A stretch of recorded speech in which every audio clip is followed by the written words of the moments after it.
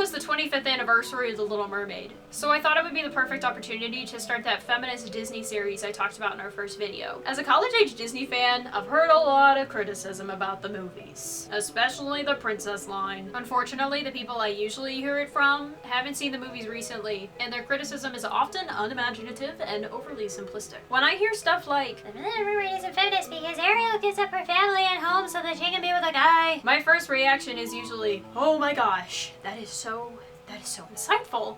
It doesn't at all sound like you memorized that without thinking critically about it first. So original. Thank you. Often this is a pretty good indication to me that they haven't seen the movies in a few years, if at all. I mean, Ariel's fascination with the human world is introduced when we first meet her. She risks her life to obtain a fork. While she doesn't always get everything right, mostly because of Scuttle, she strives to learn as much as she can about the human world through the objects that she collects, which kind of makes Ariel an archaeologist. She has this burning desire to learn, and she takes her education into her own hands by going out and doing something about it, even though she's told that she shouldn't. That sounds like pretty feminist behavior to me. And I mean, come on! Part of Your World is a song she sings before she falls in love with Eric. It's all about how she longs to be a part of the human world. Not so that she can find romantic love, but so that she can have a role in a culture that she loves. And she just wants her voice to be heard. Which is interesting to think about, considering that is what Ursula takes away from her. Her pretty soprano isn't what makes Ariel so hesitant to give her voice away. It's knowing that she will have to relinquish her ability and freedom to express herself, to speak her mind. In the scene where her father, King Triton, is berating her for missing the concert, at one point she says to him, "But if you would just listen." Not another word! But if you would just listen. That's what she wants. She wants to be heard by her father, by Eric, everyone. And even though she can't speak, Eric still engages with her. He engages with her in conversation as much as he can. He shows her around town. He explains things to her. Triton doesn't listen to her until the end of the movie. That's another thing. While Eric is one of the reasons that Ariel decides to make the deal with Ursula, I don't think he's the main reason.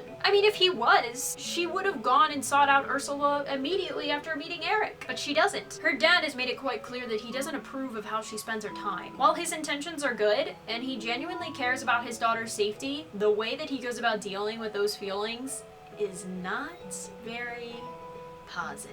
He constantly interrupts her, dismisses her as young and naive, and he literally destroys the things that she finds comfort in. If you're trying to learn how to effectively communicate with a 16-year-old, watch The Little Mermaid and don't do anything that Triton does. While Ariel is by no means an adult, Triton needs to acknowledge that he needs to start treating her like one. That's why Ariel leaves, when her dad makes it clear to her that he has no interest in listening to her. Something that does bother me though is the wedding. While it's established early on that Eric needs to get married for the sake of his kingdom and whatnot, that rule does not apply to Ariel. For me, the wedding was so that the audience could have this super happy ending with a rainbow. But it's an easy ending, it's lazy writing, and it's inappropriate for a 16-year-old to get married. Her waist size is also alarming. That is not normal. I mean, it's so tiny. Waists aren't that tiny.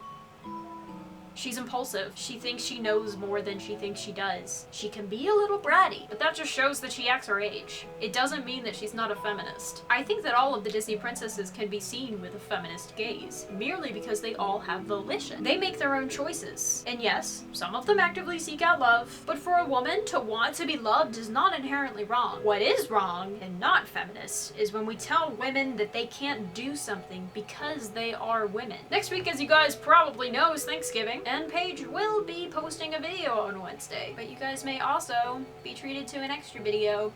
Who knows? Thanks for watching. Tune in next Wednesday.